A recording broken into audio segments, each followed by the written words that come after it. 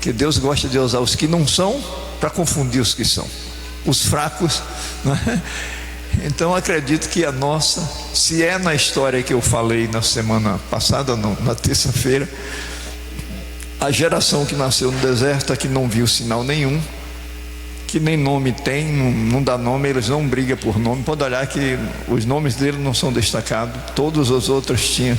Os espias 12 que entraram na terra com Moisés, que espiaram a terra, tinha nome. O sacerdote que carregava a arca tinha nome, né? Todos que saíram do Egito, lá os grandes, os patriarcas têm nome. Mas já os chefes das tribos, os principais da época da geração que nasceu no deserto, o nome não diz. Os sacerdotes que atravessam a arca, o Jordão com a arca, o nome dos 4 caras não diz. Eu fico encantado, os 4 caras que ficaram em pé não sei quanto tempo para passar 2 milhões de pessoas. Os jovens passou logo, mas e os velhinhos?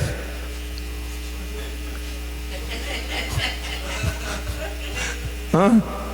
Tipo Inalda. Inalda não é problema de idade, é uma situação agora do joelho, né? Aí é outra coisa. Meu filho está andando igual a Inalda. E só tem 30 e está também andando assim. Olha lá ele rindo lá.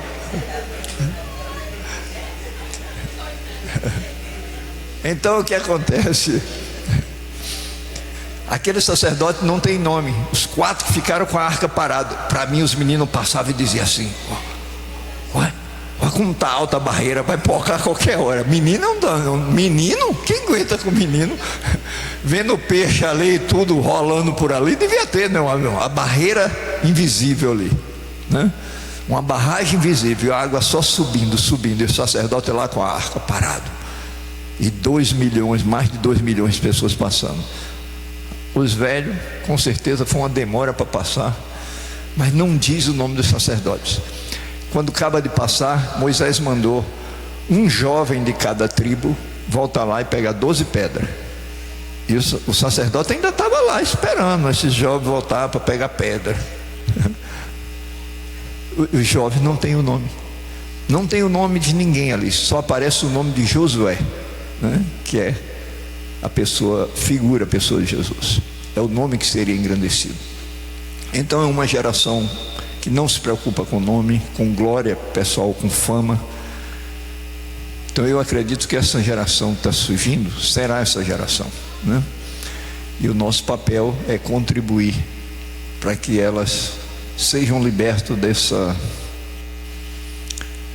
eu ia dizer karma, mas karma é negócio de espiritismo. Esse ranço, né?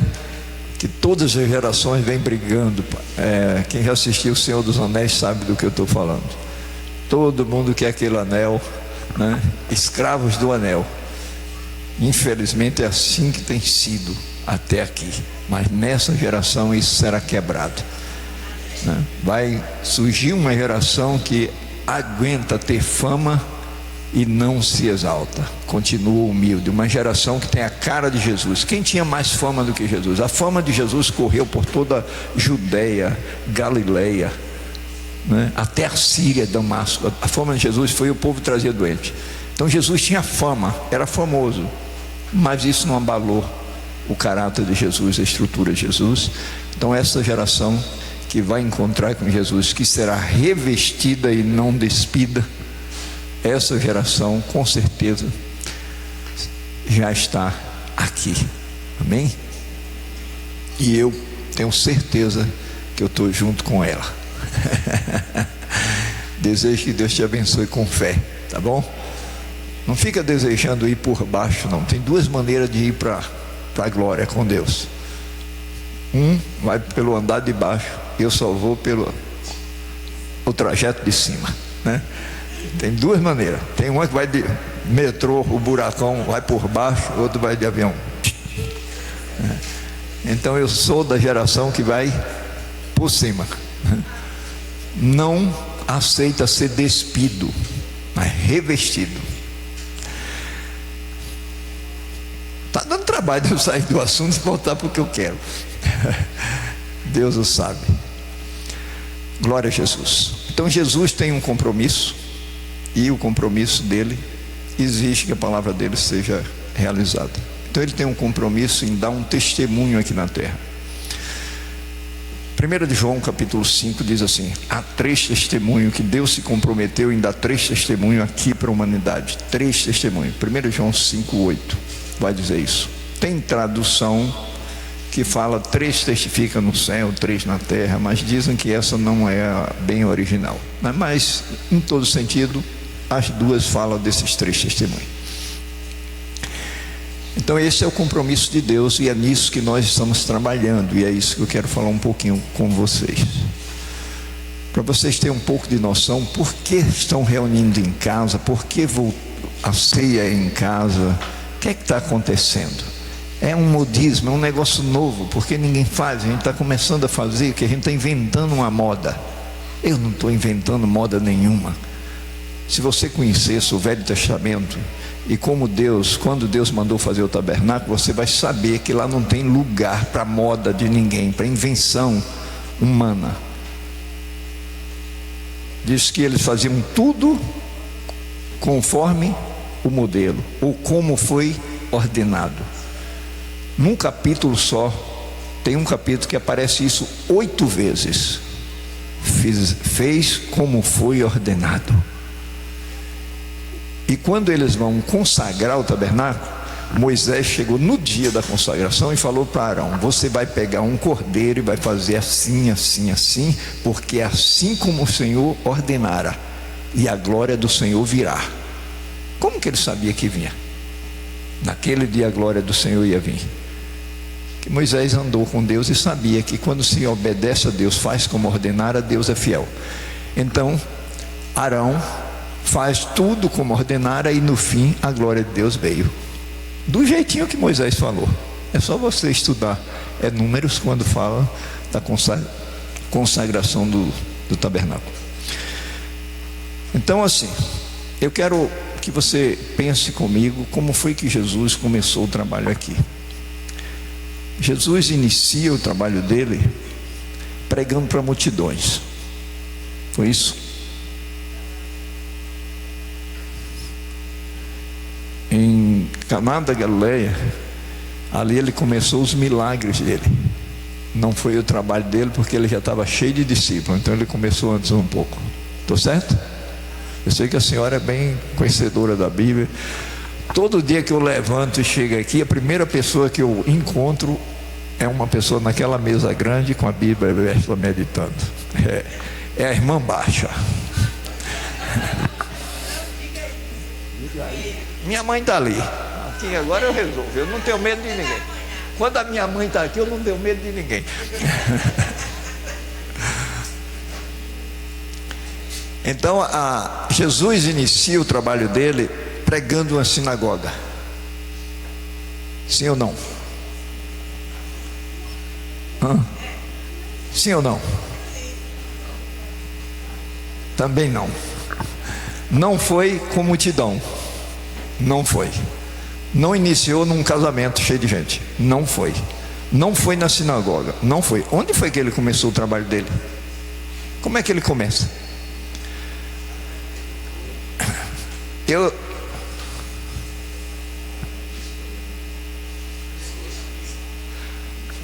Joel está me dando as ideias aqui, mas eu vou confessar um negócio aqui para vocês. Ontem eu entrei numa fria danada por causa de Joel. Perguntei: que hora é a ceia lá, Heriberto? Heriberto ficou com as conversas lá, e aí Joel chegou aqui, soprou aqui, disse: é 10 horas. E eu bati o martelo: a ceia é 10 horas, não sei o quê. E hoje Heriberto disse: de onde você tirou essa ideia que a ceia lá é 10 horas? Eu digo: Joel que me disse 10 horas. Então não estou muito fiando mais de sua conversa não, viu, pai? Beleza. Olha, Heriberto, o cara cronometrou, viu, Heriberto? Vai. Então, olha, o Evangelho de João nos conta como Jesus inicia. Ele inicia na praia chamando um e outro. Lembra, não?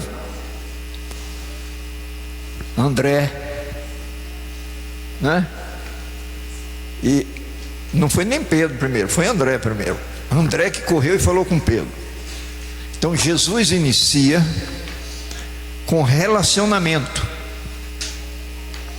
Qual é o bom aqui, Viviane? É o azul, é? Vai eu de azul. Eu toco guitarra de pé, meu irmão. Eu sou, nem mão eu preciso para tocar guitarra. É baixo. Ah, já está dizendo, baixo. Dá certinho com a irmã baixa. Vai mais um pouquinho, vai. Aí, tá bom. Então Jesus inicia com relacionamento. Isso aqui deu para entender o que é, né? Não deu, não? É traço de piloto. É gente, a irmã baixa entende tudo. Então inicia relacionamento. É assim que Jesus começa. Daí foi aumentando o número de pessoas, porque um chamou outro, aí foram chamar até Natanael, e aí precisou Jesus manifestar a palavra do conhecimento. A gente conversou disso aqui um dia, né? Então a obra inicia assim: relacionamento, a verdadeira comunhão, o que Jesus queria trabalhar com ele. É claro que Jesus não atingiu a verdadeira comunhão, porque eles não tinham,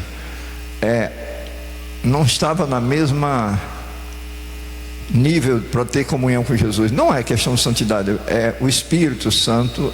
Eles não tinham o Espírito Santo morando ainda, Jesus não tinha morrido por eles ainda. Então Jesus estava dando uma base, né, treinando com ele em um nível de relacionamento, para que um dia chegasse bem mais profundo. Mas depois daqui você vai encontrar Jesus em casas. Que é isso aqui? Casa. Muito obrigado. Geralmente a primeira casa que vai citar é a casa de Pedro. Tem Marcos, tem Mateus. A casa de Pedrão, que é Jesus sai da sinagoga. Não que Jesus dirigisse o trabalho da sinagoga, mas que Jesus era judeu, e judeu tem que estar na sinagoga. No mínimo no sábado ele tem que estar na sinagoga, né? Tem mais vezes, mas o sábado é sagrado. Então Jesus saiu da sinagoga e foram para a casa de Pedro, e a sogra de Pedro estava doente. E Pedro gostava da sogra, um milagre, né? Pedro gostava da sogra, pediu para Jesus curar a sogra, né? E Jesus curou a sogra de Pedro. Então, casa começa com relacionamento, e aqui casa, ambiente, família, né? E depois é que vai crescendo a fama dele, e aí ele vai trabalhar com multidões. Multidões.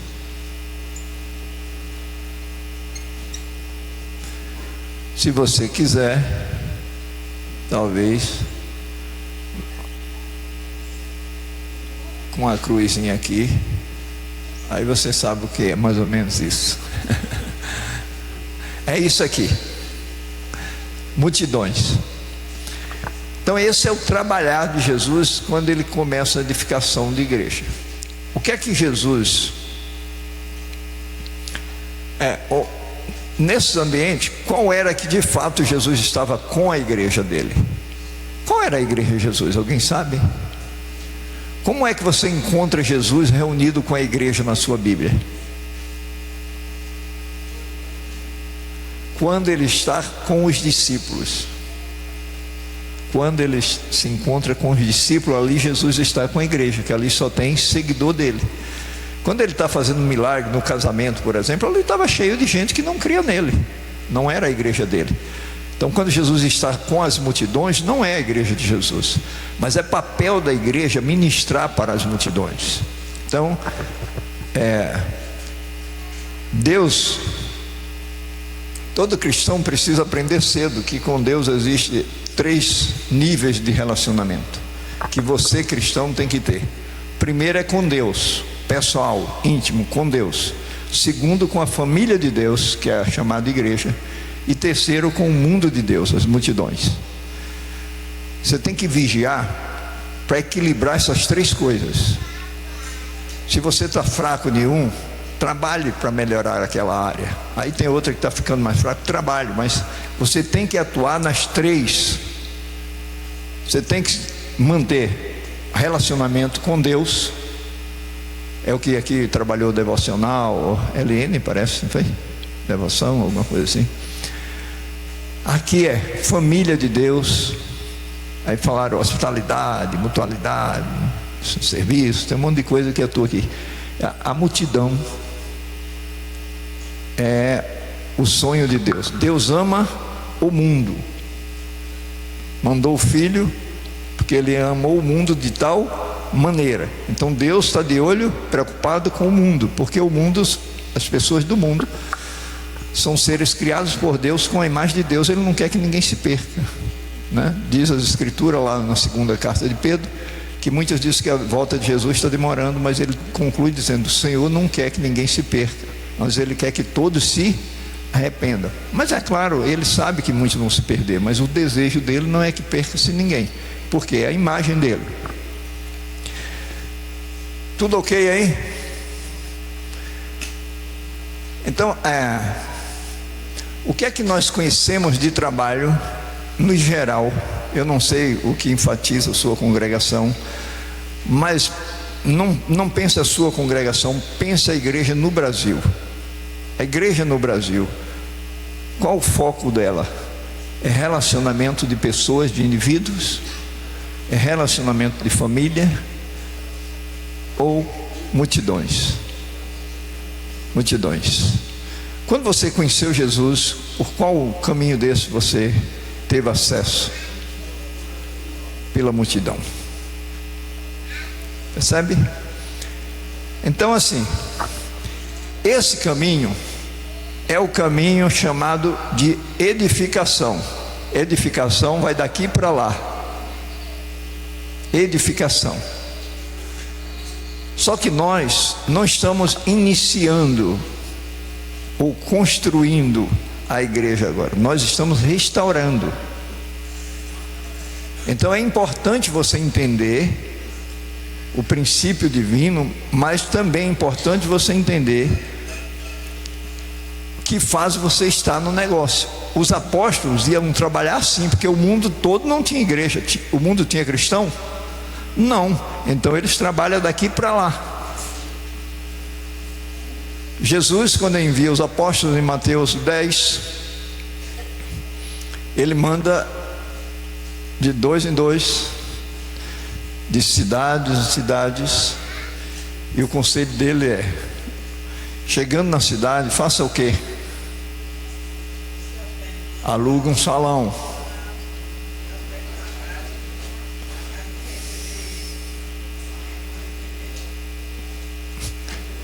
Até antes disso tinha outra informação. Não era qualquer casa. Não é assim, vai chegando na cidade e vai entrando na primeira casa, vai perguntando se quer receber. Não quer, então bate o sandália. Show. Não. A primeira coisa que ele mandava fazer era: se informe de que quem é digno. Era a primeira coisa. Mas peraí, tinha alguém digno ali? Não tinha nenhum crente, não tinha nenhum cristão. Então não era dignidade no nível cristão, dignidade no nível moral, caráter, bom testemunho na cidade, homens de bem, família de bem ali. Era nessa casa que ele mandava ir. Naquele tempo não tinha hotel, geralmente. Então esses homens dignos eram aqueles que hospedavam. Me parece que foi Erivelto, alguém citou aqui que um casal israelita estava viajando e chegou num lugar, não lembro quem citou isso, mas que um homem insistiu para que entrasse em casa, aquela coisa. Não tem? Tem essas histórias na Bíblia. Então um homem daquele é digno. O tipo Ló, que os anjos chegou, ele não sabia que era anjo. Os anjos não tinham. O povo sempre pensa em anjo com asa, né? Ele deve ter asa, mas ele se apresenta sem asa geralmente. Então Jó não sabia que era anjo. Jó? Quem falou? sai, Jó, daí. É Ló que eu estou conversando, é com Ló. Ló convidou os homens para entrar na casa dele. Então isso é uma pessoa hospitaleira, né? Então tinha princípios que os apóstolos teriam que observar quando chegasse uma cidade. E se ele encontrasse uma chamada casa digna, eles iam se aproximar daquela casa e saudar com a paz. É outro problema nosso cristão, que saudar a paz é cristão. E Jesus disse: quando você sauda a quem te sauda, o que é que você faz demais? Você tem que dar a paz a quem não tem paz. Mas o cristão só dá a paz do Senhor. E até em frente de culto, assim, Vanderlei fez. Daqui a pouco eu vou fazer igual a ontem. Falei umas coisas, depois o Arivelto disse: mas eu faço bem assim. Aí me embaraçou todo. Vai que eu falo agora e Vanderlei fez, eu não prestei atenção. Geralmente tem gente que preside o culto e diz assim: a paz do Senhor para a igreja e uma boa noite de salvação para os visitantes. Não tem? Vanderlei fez? Não? Valeu, Vanderlei, graças a Deus me salvou dessa vez, que eu só estou dando fora aqui no negócio.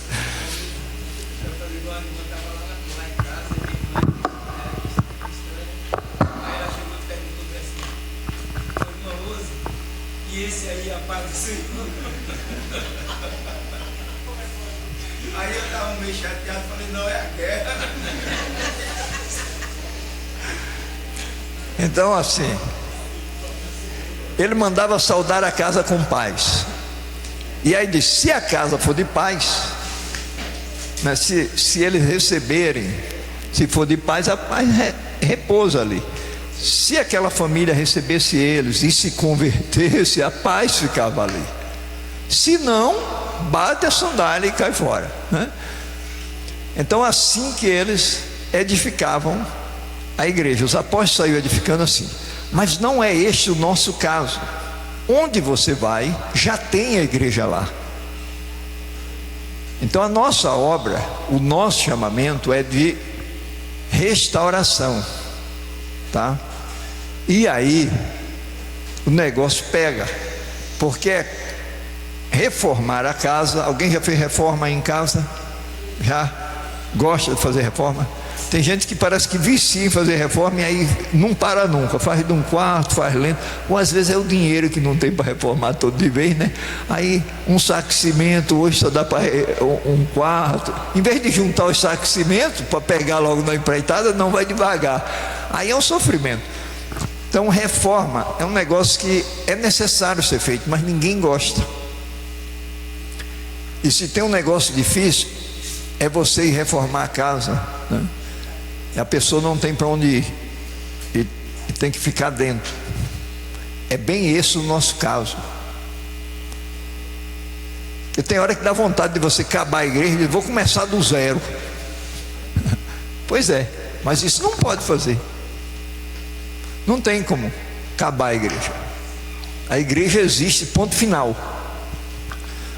Agora é você que precisa ser moldado, temperado, trabalhado com o Espírito Santo para ter graça de conviver com a igreja e as suas deficiências.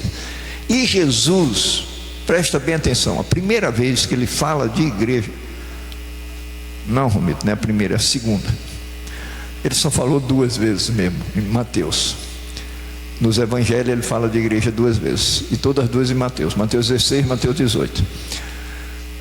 Na segunda parte, a primeira ele fala da igreja universal, a igreja que existe, né, e que engloba todo mundo e todas as épocas e tal e tal. Mas a segunda vez ele fala da igreja real, a igreja que você pode ouvir e falar com ela. Quando ele fala dessa igreja real, ele define a igreja assim: é um povo que tem problemas, tá? Mas que saiba resolver os problemas. É isso que Jesus chama de igreja, porque ele definiu a igreja dizendo assim: quando teu irmão pecar, conversa com ele só. Então de cara ele está dizendo que a igreja é o povo que tem problema, mas não fofoca, e sabe como resolver os problemas, encara os problemas, não fica fugindo nem jogando para debaixo do tapete. Foi isso que ele chamou de igreja na primeira vez que ele fala sobre a igreja real. Se um irmão pecar contra você, conversa com ele só. Se ele te ouvir, não conta mais para ninguém. O irmão mudou, glória a Deus e aleluia. Agora, se ele não te ouvir, não abafa o assunto não e nem esconde. Você tem que resolver. Agora você está num problema junto com ele. Chama mais um ou dois e conversa de novo. Se ouvir, não conta mais para ninguém. Está resolvido. Glória a Deus, aleluia. Se não ouvir, ele diz, agora chama a igreja. E aí ele diz, se ouvir a igreja, amém. Mas se não ouvir a igreja, aí pegou. Então, o que é a igreja mesmo? É um povo que não tem problema? Não. Ele está dizendo que é um povo que tem problema, mas sabe resolver. Não fica fofocando. E a fofoca de crente, você sabe como é? É orando. Crente fofoca orando. Irmão Flávio, vamos orar pelo irmão Reis. E aí conta as misérias que Reis fez toda. Mas é para a gente orar, irmão. Porque se alguém conversar que não, irmão, eu pedi para a gente orar por você, meu irmão. Mas está falando da vida do irmão. Deixa o irmão falar e não você sair levando isso. Ore sozinho. Se o irmão pedir para fazer uma reunião de oração por ele, ele abre o assunto. E não você está abrindo o assunto. Então a igreja para Jesus é um povo. Jesus sabe que não somos santinho, bonzinho, certinho. Ele conhece bem, muito bem a gente. Então ele tinha noção disso. Então ele dá ensinamentos de como a igreja deve ser edificada. E os apóstolos seguiram isso. Então ele sai tendo relacionamento com pessoas, depois entrando na casa das pessoas, e se as pessoas aceitavam, amém, glória a Deus, e aí vai fazer trabalho com multidões. Então esse era o princípio. Mas o nosso caso não é esse, porque a gente não encontra nenhum lugar que não tem igreja, a gente só encontra todo lugar que vai, já tem igreja. Então você agora tem que saber como é que faz reforma, como que restaura o negócio. Aí a dificuldade é que as pessoas não podem sair de dentro dessa casa que você vai reformar. É o que está acontecendo conosco. Então tem gente que não aguenta, vê uns problemas. Uma escola de profeta dessa aqui, menino tem problema até umas horas. Rapaz, do jeito que o irmão prega, do jeito que o outro fala, um fica perguntando, o outro fica respondendo. Por amor de Deus, o que é isso? Isso aqui é uma bagunça. Era melhor um negócio todo certinho, todo bonitinho, padronizadinho. No mundo está cheio desse. Está cheio desse, eu não vi reformar a igreja. Então eu não esquento. Jesus vivia no meio da lama, com os pecadores. Tá? E esse era um problema que os religiosos não gostavam dele, porque ele só andava rodeado de publicano e pecador. Então Jesus viveu aqui como uma garça vive na lama. Sabe como é que a garça vive na lama? Então nesse açude aí, tem época que está cheio de garça na lama. A bicha tem as pernonas compridas assim, tipo a minha, ó. Enfia, desce todinho na lama, só anda na lama. Mas a roupinha dela, a bata dela branca é limpinha, não suja. Sabe andar na lama sem sujar a batinha. Comendo os peixes ali, sai tudo branquinha. Jesus foi assim, passou aqui num lameiro danado. Todo mundo tolado parecendo um porco. E Jesus limpinho, andando no meio da lama com a turma, limpinho. Viveu como uma garça. Então, essa é a graça da garça, tá? A graça de Jesus. Então nós estamos para restaurar. Restauração é caminho inverso, de lá para cá. Aí é construção, constrói daqui para lá. Mas a gente não tem igreja para construir. A gente tem para pegar o que já está construído e todo deformado, deteriorando, caindo os pedaços para trabalhar. Então nós estamos num processo de lá para cá.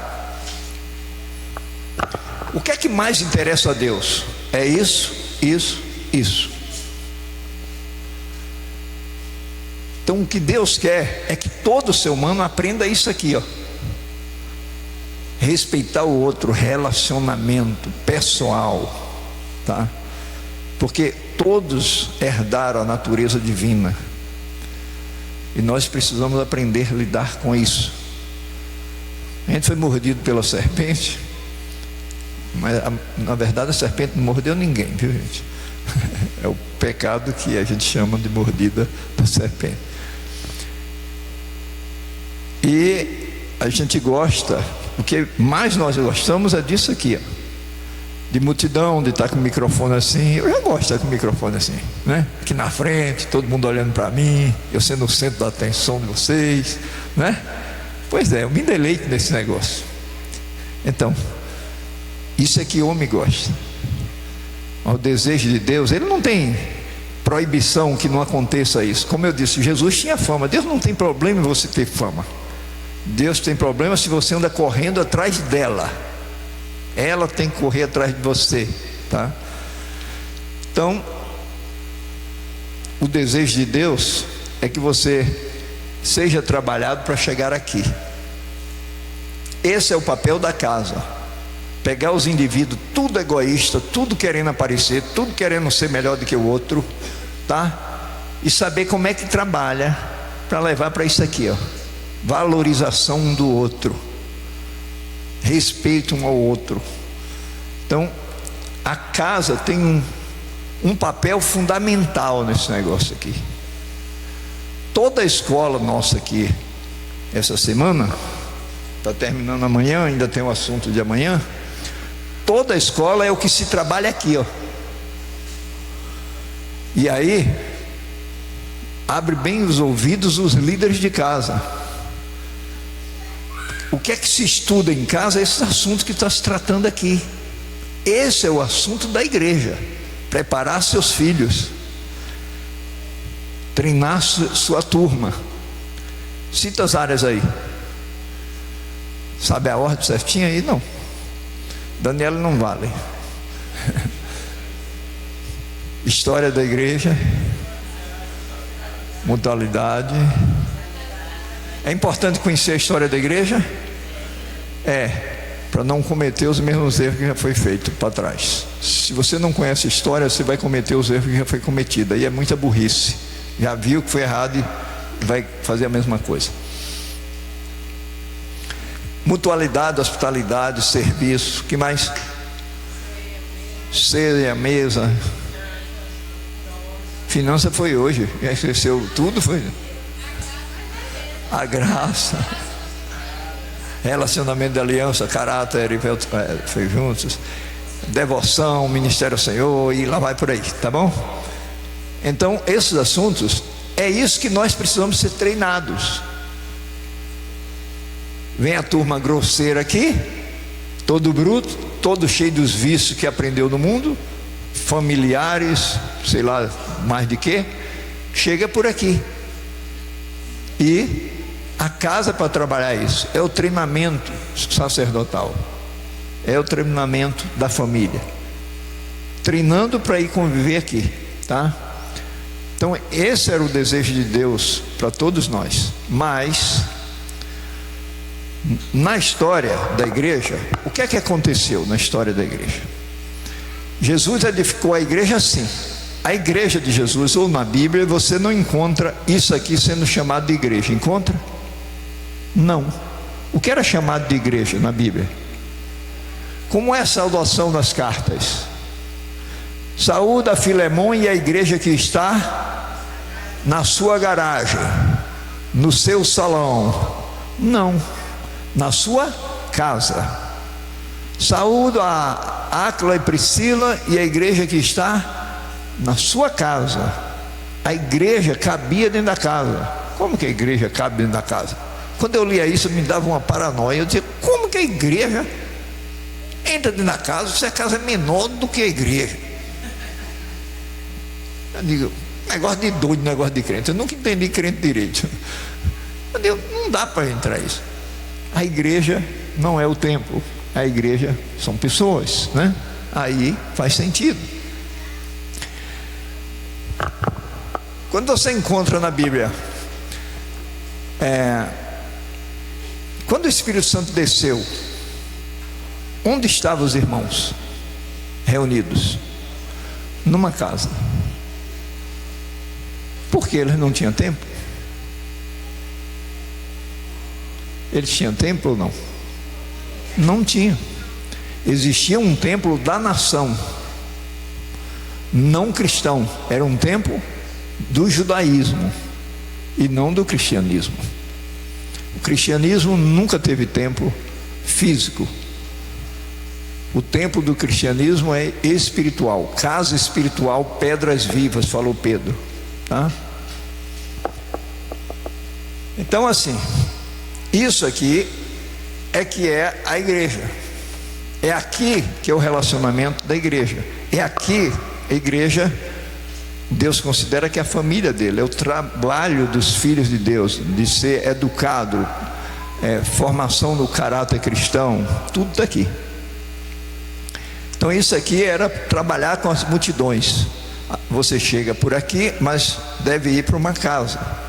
Então na Bíblia você vai encontrar tudo acontecendo numa casa. Descida do Espírito Santo numa casa. Onde Jesus celebrou a ceia? Numa casa. Tudo que você vai encontrar concernente à igreja está ligado a uma casa. Então aqui é o lugar, mas aqui não é o fim do plano de Deus. Aqui é o meio, aqui é a preparação para levar para o ponto final, para a experiência final, que é essa daqui. Depois dessa aqui não tem mais nada, você atingiu a maturidade. Efésios capítulo 4, verso 13, diz assim: até que cheguemos à unidade da fé e do pleno conhecimento do Filho de Deus, a estatura de varão perfeito. Está ligado isso aqui. Quando você aprende a reconhecer Deus no irmão, que o Espírito Santo é Deus, sim ou não? Mas você já aprendeu a reconhecer o irmão, ou você ainda vê a carranca do irmão?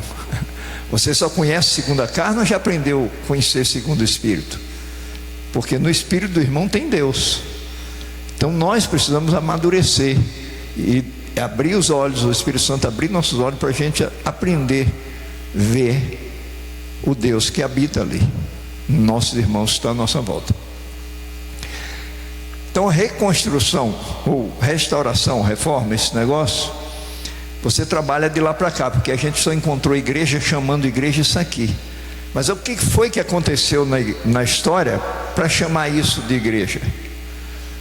Na história, principalmente é o período da história romana, né? Quando Roma toma conta assim de tudo. Ficou para eles, era inviável reunir em casas. Uma das questões é, o próprio imperador se converteu, Constantino. Para o imperador ficar reunindo com escravos, que na igreja tinha escravos, você lembra? Aí o negócio ficou meio truncado. Então aí começou a separação de classe. Alguém falou aqui que na ceia de Corinto estava existindo isso. Não sei quem foi, mas alguém nas discussões falou disso. Que ali na ceia de Corinto, os ricos chegavam e comiam logo, porque não queria esperar os pobres, os escravos, que chegavam atrasados. Então já começa uma divisão de classe, que é chamada de clero e leigo na igreja. Então eles fizeram o seguinte: eliminar isso aqui. Isso aqui foi eliminado. Tirou a igreja de casa e levou a igreja para aqui.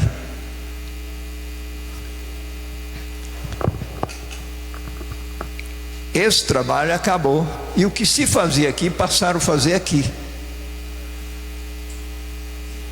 Estudar a palavra, orar, dar ceia, tudo jogou para cá, mas era tudo cá antes. Com as multidões é ministério. Com as multidões, você vai ver que Atos 2, quando diz assim, Atos 2, 42, eles perseveravam na doutrina dos apóstolos, na comunhão, no partir do pão e nas orações. A doutrina dos apóstolos era ensinada aonde? Aí você vai ver no verso 46, todos os dias eles estavam no templo judeu, no pórtico de Salomão. Os 12 apóstolos iam para lá pregar que Jesus ressuscitou. E lá era onde era o negócio de debate. Então a igreja ia para lá ouvir. Os cristãos ouviam os apóstolos ali. Todo mundo tinha acesso aos apóstolos ali. Os apóstolos foram espertos, ou foi dirigido por Deus. Foi para o ponto onde todo judeu teria que passar, né? Então eles discutem lá, mas aí você vai encontrar, lá fala de comunhão. O que é comunhão? Aquilo ali, ó, final. Não é reunião. A verdadeira comunhão não tem nada marcado, tá? Verdadeira comunhão é um relacionamento que é trabalhado, né, construído, e aí ganha confiança, e aí não tem mais nada marcado, mas você sabe, se chegar 2 horas da manhã é bem recebido, tá? Não tem nenhuma encrenca, tá tudo beleza. Então eles tinham isso, mas aí eles tinham 2 coisinhas que vai dizer que partia o pão, e mais embaixo diz onde, que era de casa em casa, e tinha também orações, que aí não define direito para a gente onde é que acontecia, mas no capítulo 12 você vai saber, quando Pedro é preso, a igreja fazia orações por ele na casa, segundo a tradição, na casa da mãe de Marcos, né? Da família de Marcos. Mas que dizem também que a mesma casa não teve a ceia que Jesus celebrou. Não, é a tradição, não é bem a Bíblia. Mas o acontecimento da história é que isso aqui é tirado, desaparece da vida da igreja. A igreja fica só com trabalhos com multidões. A ceia era ministrada em multidão, e aí tudo é multidão. Nós conhecemos igreja com essa cara, a igreja que faz tudo. Antes era diferente. Quem dirigia as casas? Qual o ministério que atua na casa? O pastoral. Aqui é onde está os chefes de casas dignas. O pastor é o ministério que é exigido que ele tenha exemplo, que o pastor, as ovelhas seguem, então ele faz primeiro para ser exemplo para as ovelhas. Os outros ministérios não tem que fazer primeiro. O profeta prega o que ninguém vive, ele viu e ele anuncia, ninguém está vivendo ainda, ele está apontando que é para ir para lá. Então não exige dele o que exige do pastoral. O pastoral já é o contrário, ele precisa ter o testemunho e as ovelhas seguem o pastor. Então na casa era onde atuava o ministério pastoral. Logo que fecharam as casas e foram fazer trabalho no templo, o pastor passou a ser o líder do templo. E aí a confusão geral começou. O Frankenstein começou aqui agora, que ninguém sabe o que é igreja e o que é ministério mais. Você vai conversar com a liderança de igreja, ora ele fala, a minha igreja, o meu ministério, está falando a mesma coisa. Não consegue mais discernir igreja e ministério. Ah não, o nosso ministério, a nossa igreja, igreja é uma coisa, ministério é outra coisa. A Bíblia diz que igreja só tem uma e ministério pode ter diversos. Então não é a mesma coisa, né? Mas tiraram a atuação da igreja, o papel da igreja em casa, eliminaram e passaram a fazer tudo no templo. E nós encontramos a igreja assim. E era só isso, e não tinha ênfase nisso aqui de comunhão. Mas o desejo de Deus é que o mundo conheça o poder que existe na comunhão. Estuda, se você puder, sobre o poder da sinergia. É importante você estudar, você saber valorizar a sinergia, poder da unidade, tá? Então a Trindade é poderosa, não existe nada mais poderoso do que a Trindade, porque ali está o poder da sinergia. 3 unidos, não tem nada que se compare, nada pode ser comparado com a Trindade de unidade. O que Jesus quer conosco é a mesma coisa. Ele quer nos trabalhar em nós para nos levar a isso, porque nós vamos entrar na Trindade um dia, sim ou não? Se for heresia, me joga ovo lá na saída. Mas a igreja, quando ela se desvia, ela perdeu o foco de qual é o propósito. Ela ficou no foco só de poder e multidão, que é de Deus. Deus quer multidão ou não? Romanos 8, 28. Tudo coopera para o bem dos que amam a Deus, daqueles que são chamados segundo seu propósito. Porque o que de antemão conheceu, também o predestinou para ser conforme a imagem de seu Filho Jesus Cristo, a fim de que ele seja o primeiro entre muitos irmãos. Então Deus quer muitos. Mas aí a galera focou aqui só nisso. O foco do templo é multidão. O que é crescer a igreja de templo? É crescer número. Mas o crescimento da igreja não é só numérico. Crescimento tem de maturidade. Às vezes cresce em número sem maturidade, tá? E tem uns que diz que está crescendo em maturidade, mas não tem número. É meio perigoso esse negócio, porque se o negócio fosse bom, multiplicava, tá? Eu já fui dessa teoria no passado. E assim, não, que a gente era um grupinho pequenininho de 12, 13 pessoas. Aí o povo fala, não, mas o importante não é ser muitos, o importante é ter qualidade, tá? Mas mentira, porque a gente não conseguia multiplicar o negócio, então, tá entendendo? Aí vem com essas doutrinas. O negócio não é ser muito, não adianta ser muito, né? O importante é ter qualidade. Mas aí comecei a pensar, eu disse, mas se tivesse qualidade, multiplicava e virava muito. Se não vira muito, então é porque não tem qualidade. Eu digo, como é isso? O negócio me embaraçou todo de novo. Então a multidão, ou o templo, e a igreja que foi para templo, o foco ficou nisso. Gente se converte na Bíblia, o cara convertia hoje, batizava hoje. Só existe um batismo na Bíblia que demorou 3 dias. Foi o de Paulo, porque estava cego, era um perseguidor e os crentes tinham medo de encostar nele. E Jesus passou uma noite suando com Ananias, dizendo, homem, rapaz, vai lá visitar o homem. Ele disse, mas esse homem quer matar a gente. Jesus, vem aqui por isso. Jesus, deixa disso, o homem, é eu que estou te dizendo, vai lá, rapaz. O cabo é uma ferramenta minha, eu vou fazer uma obra tremenda com o homem, e o homem amarrado para ir. Mas foi. E sabe o que ele falou lá? Tem uma frase que ele só fala quando Paulo conta em Atos 22. Em Atos 9 Paulo não conta, mas em 22 Paulo diz o que foi que Ananias disse a ele. Ananias chegou lá e disse para Paulo assim, por que te demoras, homem, de ser batizado? 3 dias sem batizar, por que tu se demora? Se fosse eu, disse assim, porque tu demorou 3 dias de vir, meu caro, que eu estou aqui cego esperando um crente, um filho de Deus aparecer. Então o cara chegou 3 dias atrasado e ainda chegou cobrando, dizendo, por que te detens? Lava logo teus pecados, invoca o Senhor. Então a igreja batizava, todos os batismos que você encontra ouviu, creu, batizou. Mas a igreja, com esse negócio de tempo, batismo é festa, é fazer propaganda da rede social. Tem que juntar as pessoas para fazer tudo num dia, para tirar foto, tudo de bata bonita, e por aí vai. Vai mudando as coisas, um monte de coisa vai entrando aí. Então nós conhecemos a igreja assim, mas Jesus não criou assim, criou começando por aqui, utilizando casa para expandir e tocar o mundo. Então uma das coisas das casas é preparar os cristãos para alcançar o mundo, mas ao mesmo tempo preparar os cristãos para relacionamento de intimidade.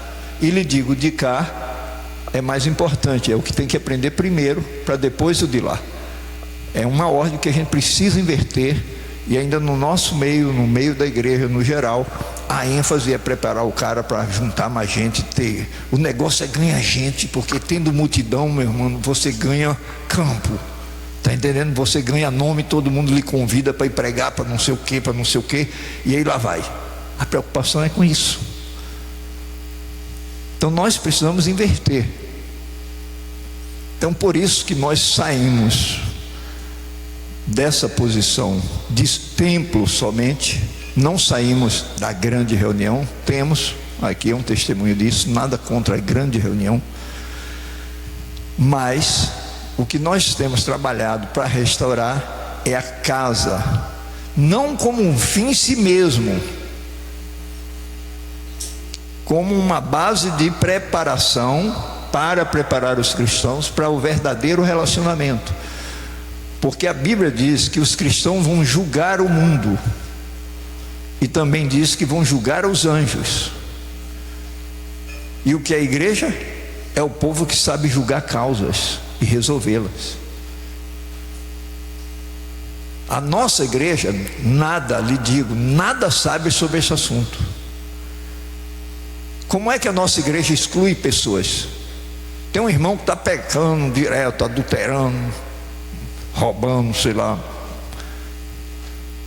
e já foi, está dando mau testemunho e ficou público. Como é que o povo faz? O pastor afasta da ceia. Só que a Bíblia nunca mandou ninguém afastar o outro da ceia assim. Mandou foi conversa com ele só.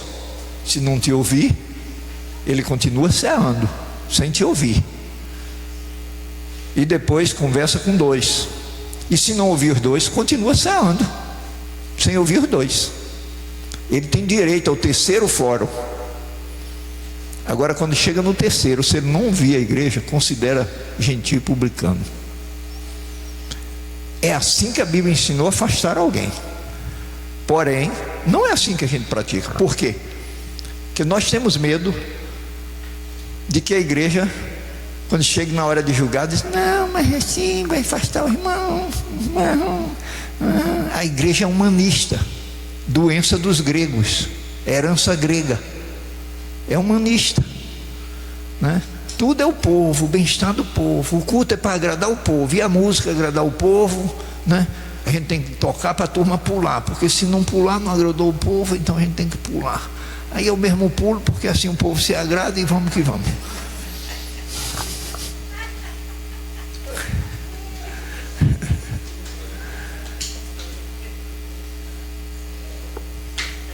Então a igreja, segundo Jesus, quando fala de igreja, é um povo que sabe julgar causa e resolver os problemas do mundo, porque Deus está contando com ela que ela vai julgar o mundo inteiro e mandar a gente para o inferno. Como é que Deus vai mandar as pessoas para o inferno? Ou Deus não vai? O povo já tiraram até negócio de inferno de pregação. Deus vai mandar a pessoa para o inferno. Jesus disse que o cara morreu, e o outro colega dele morreu também. Estou falando de Lázaro e o rico. Morreu um e o outro. E um foi para o seio de Abraão. Valorizou na vida relacionamento, abraço. Está no seio de Abraão. Tinha amigo para se abraçar. E o outro tinha amigo? Não, estava sozinho, infeliz, lá no inferno. E aí viu aquela cena do outro lá no céu. Não sei como ele usava binóculo, não sei o que é que ele usava, mas ele viu. Aí ele viu aquela cena, ele disse: pai Abraão. Ele bateu o fio na hora. Ele pegou o celular, um fone bom danado. Aí ele pegou e bateu o fio e disse: pai Abraão, eu estou filmando aqui o senhor. Está ao vivo aqui, ó. Aqui é de imagem, como é? Não, quando você conversa que vê o cara. É a videochamada, fez a videochamada. Eu estou vendo aqui, o senhor está aí com a Lázaro no braço. Manda Lázaro moer o dedo na água para me refrescar, porque eu estou aqui numa chama terrível, um tormento. Ele disse: eu estou sendo atormentado nessa chama. O que é isso? Inferno. Jesus disse que tem. E como é que as pessoas vão para o inferno, você sabe? Não existe um ser humano que vai reclamar da decisão, quando ouvir a decisão assim: você apartai de mim, maldito, por fogo eterno. Jesus disse que vai ter essa frase. Não existe um que reclame. Todos sabem que o juiz é justo. E sabe quem será o juiz? Pois é, está ligado com a igreja. O juiz é o Cristo. E Cristo não é Jesus sozinho mais. Já foi uma vez. O Cristo já foi unigênito, mas o Cristo agora é primogênito e muitos irmãos atrás. Jesus é apenas a cabeça do corpo de Cristo. Então a igreja vai estar junto com Jesus, e é a base de todo julgamento do universo, da multidão do mundo e de anjos, tá? Porque Deus vai ter um álibi. Reclamar não pode. Esses viveram. Por que vocês não viveram? Deus aponta: esses daqui viveram. Então vocês poderiam também. Então a igreja precisa aprender. Quem está preparando essa igreja? Só enchendo o salão está preparando a igreja? Então é necessário muita gente, amém, Deus quer muitos, Deus não quer que ninguém se perca, mas o que Ele quer é que amadureça, que trabalhe nele para chegar lá. Então quem faz o papel do amadurecimento é a casa. Tirou a casa, acabou o negócio. Não tem como o cara amadurecer só ouvindo palestra, tá? Não. Aqui atua todos os outros ministérios, mas o ministério que faz o amadurecimento é o que atua na casa. É o bendito pastor, que ele anda à frente das ovelhas. É o ministério que dá a vida pelas ovelhas. É o cara que abre a casa para as ovelhas, tá? Isso aí é uma grande atitude, abrir a casa para os irmãos. Tem muita gente que não quer abrir a casa. Hoje é uma das dificuldades dos trabalhos, quem trabalha querendo levar a igreja para casa, é encontrar casa, alguém que se dispõe a casa. A palestra de Viviane sobre hospitalidade é uma das mais precisas para a gente aprender esse caminho, porque se a igreja, a base dela é a casa, o que a gente precisa? Famílias hospitaleiras. Então o inimigo vai, tira aquilo e joga para lá. Tirou a nossa base de treinamento. Não existe como ir para a verdadeira comunhão aqui sem esse trabalho. Não tem como pular daqui e entrar para cá. E aí a história do Velho Testamento nos ensina. O tabernáculo nos ensina. Ninguém passa por Santíssimo Lugar já do átrio entrando no Santíssimo. Deus tem a sua sabedoria. Ele atrelou a intimidade o trabalho da família. O Santíssimo Lugar, que é a relação de indivíduo, de homem com Deus. E você pode pensar no vertical, mas também tem homem com Deus no horizontal, porque Deus já está morando nos homens. Você pode encontrar Deus no horizontal, porque Deus está morando nos homens, mas também Deus está morando no céu. Então encontra no vertical, mas encontra no horizontal. Então não tem como você do átrio elimina o santo e já entrar no Santíssimo, porque não existe passagem para o Santíssimo sem ser por dentro do átrio. Não existe como chegar na verdadeira comunhão do Espírito Santo sem o trabalho dos bons líderes de casa. E esse, presta bem atenção, esse é o nosso ponto fraco. Esse trabalho do líder de casa é que não foi valorizado.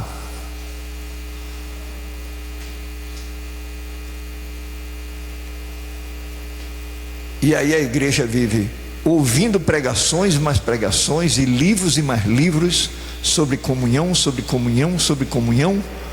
Mas eu só tenho 40 anos ouvindo essa ladainha. A pregação é verdade, mas o como chegar lá, Senhor, ninguém teve autoridade para falar, porque todos que tentaram fracassaram. Sabe por que fracassaram? Porque negligenciaram o que está no Velho Testamento na figura. E o que está na réplica real da igreja, que é a família, crente ou descrente. O que Deus tem para trabalhar na igreja, em toda família normal, segundo Deus, também tem. Então não existe como um menino criado sem pai, sem mãe. Primeiro sobreviver já é difícil, né? Mas ainda que sobreviva, difícil ele saber conviver, ele aprofundar no relacionamento de indivíduo, de intimidade. Porque aqui tem um problema. As pessoas querem comunhão, todo mundo almeja isso. Comunhão de irmãos, comunhão sem nada marcado, comunhão espontânea, comunhão livre. Todo mundo almeja isso. É a chamada comunhão de amigos, tá? Essa é a verdadeira comunhão do Espírito Santo. Pessoa que você confia, que você abre as alegrias e a tristeza, conta com ela para sorrir e para chorar. Você tem essa pessoa na sua vida? Se tem, você está bem encaminhado no Evangelho. Mas essa daí, 99% das pessoas, dos membros das igrejas no geral, ela não conhece essa realidade. Então o que é que dá problema? Incentiva a comunhão, prega sobre comunhão, aí as pessoas vão praticar comunhão. Quando vai praticar comunhão, meu irmão, o que é que vai acontecer? Você vê os irmãos no culto aqui, é maravilhoso. Aqui só eu causo desastre, mas o resto tudo é santo. Está entendendo? Tudo é uma santidade só. Que mal esses irmãos aparecem aqui. 8 dias aqui eu não vi uma queixa de um mal. Mas se for 30 eu garanto que vai ter. Porque aqui tinha o curso CPP 4 meses e aí vira um inferno. Mas o que é que está acontecendo? Era tudo santo. E aí lá vai 8 dias, vai bem, vai até uns 30 nego aguenta, mas aí depois não aguenta e começa a ser o que é mesmo, o que é em casa mesmo, e aí não tem jeito. Aí escapa, foge do controle, não consegue segurar as pontas mais do negócio, e estoura a pepina, e estoura a outra, e aí começava a estourar. Fábio que o sabe, cadê Fábio? Está aí? Aí estoura a pepina, mas o que é que aconteceu? Que estava tudo bem, é isso. Aí passa uma fase assim, depois normaliza depois, né? Mas aquela também já teve aqui. Então, quando você estimula a comunhão, você está estimulando o irmão a conhecer o outro. Sim ou não? E o que é que vai acontecer? É tudo santinho? Não. Aí vai conhecer. Por incrível que pareça, o que está indo conhecer ainda não tem os olhos bem iluminados com o colírio do Espírito Santo. O olho fica mais na carranca, no externo, nos defeitos, e não vê a beleza que está lá dentro. Aí vê os defeitos, aí vai se achar de cumprir Mateus 18, vai achar de falar. Muitos não falam nada para não perder o amigo. Pio cala a boca, mas não adianta, aí a amizade vai truncando. Se fala, perde o amigo. Então é esse o problema de estimular a comunhão sem ter a base para sustentar a comunhão. A igreja precisa voltar para casa e aprender o beabá da casa. A casa é a estrutura que sustenta a comunhão, que garante a comunhão, porque assim é a família. Você tem 10 filhos em casa,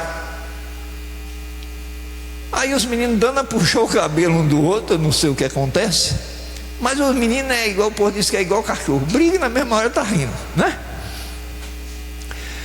Mas eles dão uma confusãozinha. O que é que acontece? Para resolver o problema, os meninos correm para onde? Para o pai ou para a mãe. Quem aperta a noa, qualquer coisa aí, ele sabe para onde corre. Corre para o pai e para a mãe. O problema é que na igreja não existe isso. Não existe o trabalho da casa. Aí estimula o cara do tempo para ter comunhão só por meio de pregação. O cara até tenta, diz é mesmo, é de Deus, eita coisa boa e tal. Aí quando vai lá ver os problemas, aí agora termina afastando. E depois que afasta, aí vem o frustramento, o cara não quer mais saber disso. Esse negócio de comunhão é bom para a gente ficar aqui só ouvindo, mas quem quiser que vai viver. Tem onde julgar as causas? Atualmente? E aí? Se não tem, estimular a comunhão, está tirando no pé. A primeira coisa que nós precisamos aprender é formar casas dignas que resolvem os problemas. Bicho no cabelo? Não, aí eu comprei. cabelo ruim danado, fedendo, o bicho caiu de morto. Show, bicho, vai embora que o povo não está gostando não. Deixa, eu estou gostando do bicho. Esquenta não com isso. Bicho, vai-te embora e o povo. Mas olha,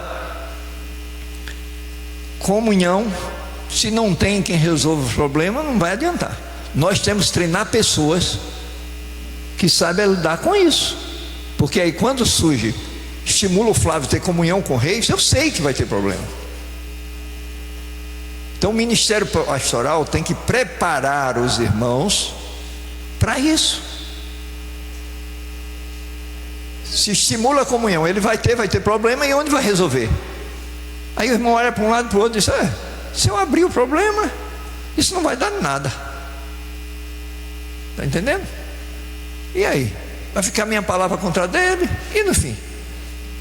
Tira aí, meu. Era um marimbondo.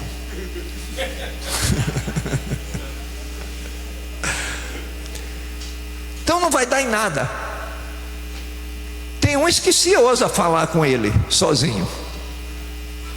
Aí fala uma vez, ele não liga, ele diz que está certo, e aí? Vai fazer o quê? Chama mais um ou dois, mas a igreja não é preparada, aí os dois podem até ir, mas se for para a igreja mesmo, o povo libera. Chega o povo, deixa disso, para com isso. Gente, deixa para lá. Não, depois o irmão aprende, o irmão amadurece. Sim, e aí? Então a primeira coisa, se você quer restaurar a igreja, você precisa restaurar casas dignas. De volta. Tirar daqui, abrir mão, trazer o ministério pastoral, tirar ele daqui, das multidões, e botar ele em casa. É isso que estamos trabalhando para fazer. Só que já tem 20 anos nessa história. Mais de 20 e um pouco. Aí vem para aqui. Agora a turma chega aqui, fica aqui querendo fazer aqui seu próprio ministério. Aí um acha que agora aqui é o lugar dele aparecer. Não, meu irmão, o lugar de aparecer é lá. Aqui é púlpito e povo, ministro e multidão. Aqui não é ministro e multidão, aqui é família. Então aqui não tem plateia para você. O ministério pastoral é o ministério que trabalha sem plateia, trabalha nos bastidores, no relacionamento mano a mano. Ele é o cara que vai ensinar a igreja a ir para aquilo lá, porque Deus deseja. Então ele trabalha no mano a mano, ele trabalha nos bastidores, não é em reunião. Quem trabalha ensinar em reunião é ministério de ensino, profeta, evangelista. Os outros ministérios trabalham lá, mas o ministério pastoral trabalha ali, abre a casa para pessoas ir para casa, para ele trabalhar pessoalmente com a pessoa, para amadurecer a pessoa, para preparar a pessoa para os problemas que vai ter, porque ele vai estimular a comunhão. E quando ele estimular a comunhão, as pessoas sabem para onde correr na hora que a coisa apertar. Só que hoje nós temos líderes de casa, mas nós não temos trabalhado, não temos crescido, não temos desenvolvido nesta área da resolução dos problemas. Ainda fica, tudo é o pastor, e o pastorzão é o chefão do negócio todo. Tem que entender que o pastor, quem abriu a casa, está fazendo o trabalho pastoral, e ele tem que aprender a resolver os pepinos da casa dele.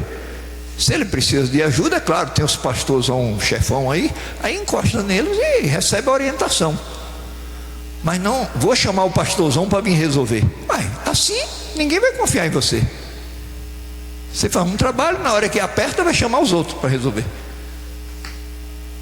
Então nós precisamos trabalhar, preparar essa turma. Então a escola que está se estudando aqui, são vários assuntos, mas vai trabalhando para isso, tá? É focando na melhora das casas, subir o nível da maturidade dos irmãos que trabalham em casa. Todos nós estamos em casa para isso. Mas na minha vivência, desde a década de 80 que eu ouço pregações e leio e pregava e ouvia tudo sobre comunhão, do desejo de Deus com esse negócio, mas o que você pensar de frustrações com isso, já vi.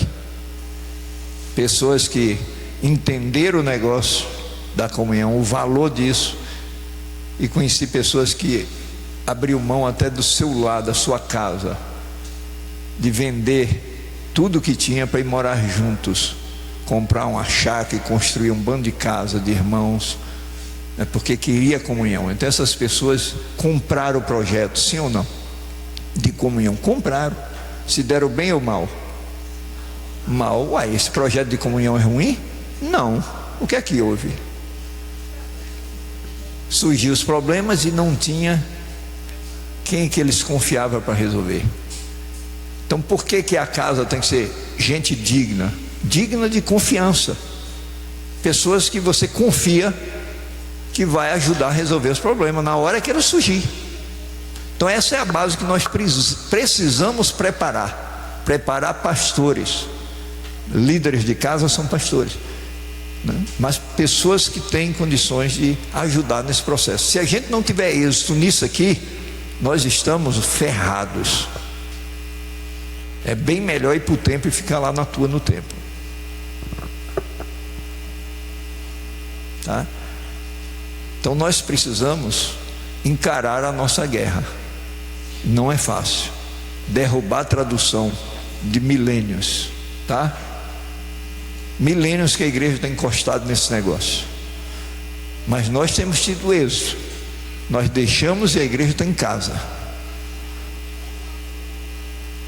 e nós estamos ceando numa mesa. Tudo isso que nós queremos mais, a proximidade, comer juntos, estar juntos ali, se conhecer. O que nós queremos é chegar naquele lugar lá, mas eu não tenho coragem de ir para aquele lugar sem antes ter uma pessoa que eu confio para resolver na hora que eu tiver um problema com outro. Então é vital você começar a valorizar a confiança em alguém. Se conversa muito no meio dos crentes, mas Jesus disse que as ovelhas dele não tinham pastor. E eu desconfio que a maioria não aceita ser pastoreada, principalmente no tempo de hoje, que o inimigo botou um monte de minhoca na cabeça, tá? De independência, de não sei o que, de não sei o que, de não sei o que. Ser pastoreado? Como? Por que é que eu preciso ser pastoreado? Um homem de 59 anos precisa ser pastoreado. Dessa. Uma mulher de 74 anos precisa ser. Não. As mulheres, tudo que eu conheço, gostam de diminuir, aumentar. Então tá bom. 78 anos precisa ser pastoreada? Jesus disse que nós somos ovelha. Toda ovelha precisa ser pastoreada. Você está sendo? Você tem uma pessoa que você confia bem seus problemas e ouvir o conselho? Não é só abrir, não. Não é um psicólogo, um negócio que você chega lá e só conta. A imagem que eu tenho do psicólogo é que passava esticando isso. O cara ficava lá e na verdade ele tinha a foto dele atrás da cadeira. Quando o cara começava a conversar, ele virava e ele saía pelo um buraco, ia fazer as coisas e deixava o cara conversando com a cadeira lá, com a foto dele. Aí depois ele voltava, sentava e voltava e acabou o tempo. Então os psicólogos me perdoem, eu sou totalmente analfabeto. Eu penso num cara que não tem estudo, chama eu, tá? Então você precisa ser pastoreado. Então amanhã é a última aula, é sobre pastoreamento, tá? Nós precisamos, aqui de todas as aulas, eu diria que aqui a gente está com mais urgência, seria a de Viviane, hospitalidade. Tem crente, casal crente, e aí os pastores dizem, está precisando, lá em casa está cheio, Deus tem abençoado, mandado gente, tem umas 30 pessoas na minha casa, não está cabendo mais, e não acha ninguém que diga assim, olha, se precisar, eu e minha mulher é crente, a gente serve a Deus, eu sei que eu não estou pronto, mas se precisar, estamos à disposição para servir.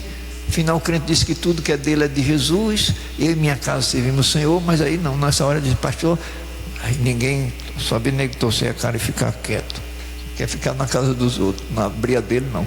né? Então isso é necessário. Nós trabalhamos com a igreja em casa. Todo jovem precisa pensar em casar, para a casa dele, a família dele servir ao Senhor. A minha casa ajudou na edificação da noiva de Cristo. Tem coisa mais preciosa do que isso? Não foi só eu não, meu sofá ajudou, tá? Meu prato, minha mesa, tudo estava imbuído nesse trabalho. Então é o trabalho mais belo que tem. É que um dia eu falei sobre o trabalho da mulher. O trabalho pastoral é semelhante, é o mais vital que existe. Não é à toa que Jesus disse que é o único ministério que dá a vida pelas ovelhas. As outras podem até gostar das ovelhas, mas na hora de dar a vida corre de tudo. Só o pastor encara. Então o que nós mais precisamos é, primeiro, hospitalidade. Nos nossos dias, abrir para isso, abrir a visão para isso, né? Casou para quê? Para servir o Senhor. Ué, e a igreja precisa da sua casa? Não pode, né? E aí aprender o valor do ministério pastoral. Todos nós precisamos ser pastoreados. Eu hoje sou pastoreado por um crente de 1 ano de crente. Cadê Nilson aí? Pastor Nilson? Pastor Nilson, não é ele não que tem 1 ano de crente, esse daí é de crente. Mas Michael tem quantos anos de crente? É 1 ano e pouco, né? Reuniu, batizou, ficou reunindo na casa de Nilson. Eu também estava reunindo lá, né? E o que aconteceu? A casa encheu. Nilson foi falando de negócio de abrir casa. E tinha outros casais mais velhos, mas não abriram a casa, né? Não dispuseram. Ele é um cubano. Ele disse: eu tenho uma casa, eu e minha mulher é crente, a gente tem casa, se precisar tá aí. Aí eu não sei as conversas de Nilson com ele são. Eu sei que no fim Nilson apresentou a casa dele para que os irmãos, e aí eu fui junto para estar com eles. Então quem está responsável por minha vida, é por isso que eu sou um meio doido assim, porque o cara também não tem experiência nenhuma, não liga para nada de doido.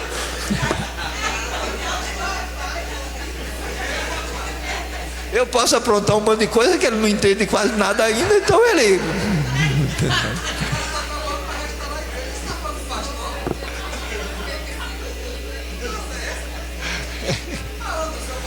não, eu só estou falando assim que ele é novo, não tem conhecimento ainda. O cara não sei nem se leu a Bíblia toda.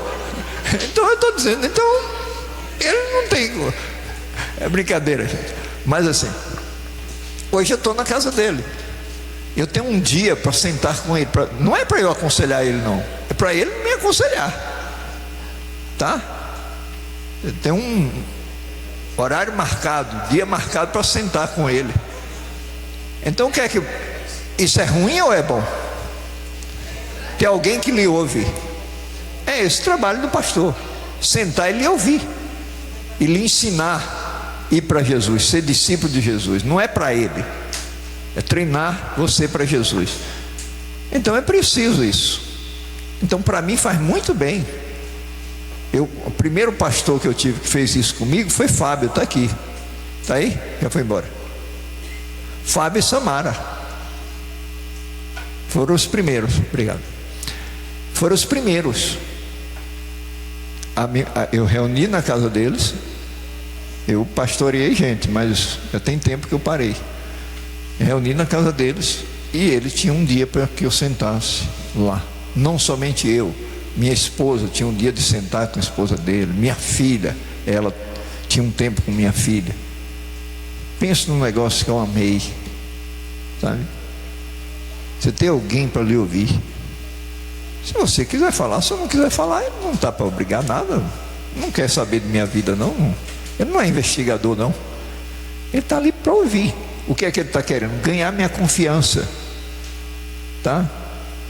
Se algum dia tiver um problema, ninguém me ouve, só tem essa pessoa que me ouve. O que é que eu vou fazer?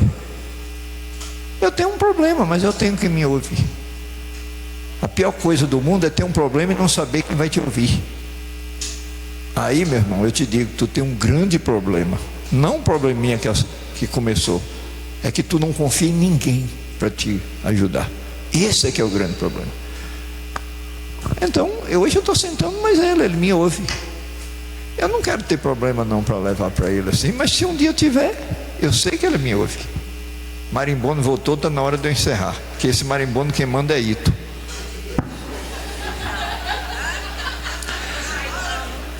Meu Deus. Obrigado, mano. Então, olha, Deus abençoe a todos vocês, mas olha, entende, a igreja precisa ter seu lugar, tá? E no geral da igreja não tem.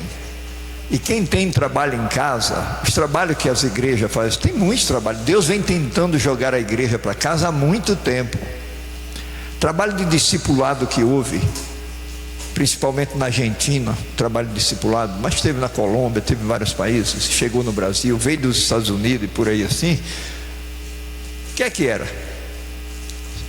Era a visão do tempo que não era suficiente, que precisava ter relacionamento. Aí dividiu a igreja, teve os excessos, os abusos e tal, mas queria ajudar a igreja nisso. Aí daqui no Brasil teve G12, mesmo caminho, tentando levar a igreja para relacionamento. Também deu um monte de confusão, teve seus excessos e tal e tal. Trabalho da videira, um monte de trabalho, grupos familiares, tudo que é denominação já provou um pouco disso. Mas isso não é igreja em casa. Todos eles, a base é que tem o trabalho grande e os trabalhos pequenos para ajudar o grande, tá?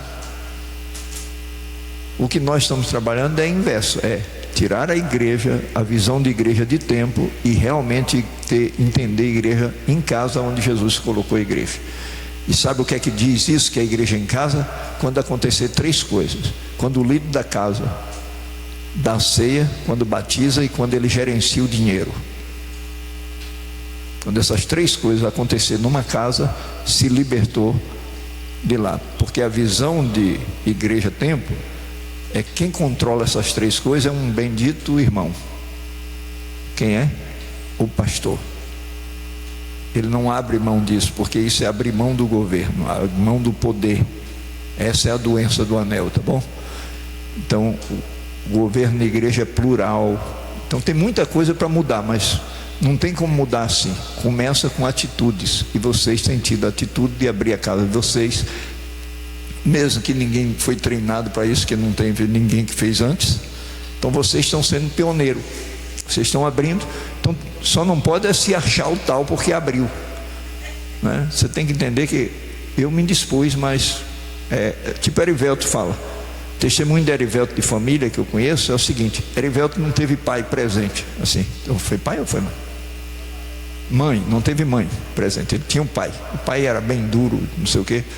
E ele fala assim, de quanto era duro, mas serviu, teve a parte boa, mas não ensinou ele o trato, o lado da mãe faltou, né? Então ele não teria condições nenhuma de ser um bom pai de família. Ele ia ser a cópia do pai dele, talvez. Mas encontrou com Jesus e mudou a história. Graças a Deus, ele foi um ótimo pai de família, os filhos que o digam, né? Mas ele e Célia, graças a Deus, criaram sua família. Eu conheci. Quando eu conheci Erivelto e Célia, não tinha nem todos os filhos ainda, me parece, né? Acho que não. Então, assim, criou todos no Senhor, todos servem a Deus, são bênçãos, né?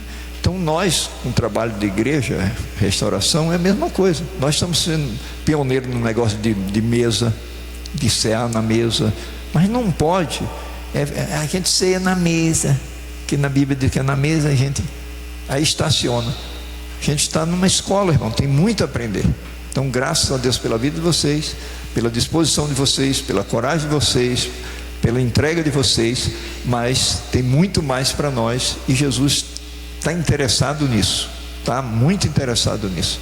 Então deixa o Espírito Santo continuar te guiando, abençoando, e continua aberto. Amanhã a gente tem uma palestra muito importante, que é sobre esse ministério pastoral, tá bom? Então Deus abençoe. Irmão Ito.